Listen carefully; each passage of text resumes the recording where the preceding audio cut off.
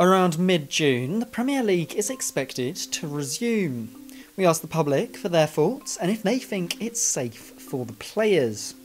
I don't think, in all honesty, that it will pose a threat to players because under the government guidelines, they've had to bring in experts to do testing before they go to train.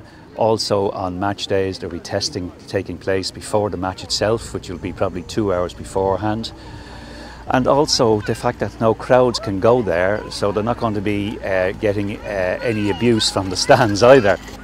I think it will pose a threat to the players. It's a close contact sport. I know that the players are being tested twice weekly, but I still think they shouldn't be going back to playing games until the rest of the nation is back playing contact sports.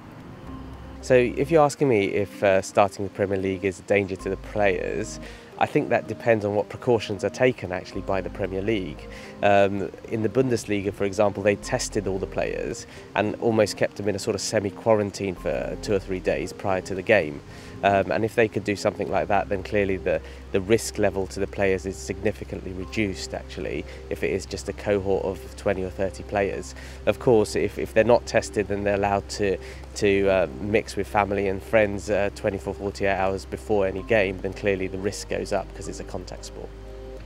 I think it will. I mean, after all, football in this country is the national game, unlike any other sport, whether it be rugby or hockey or otherwise.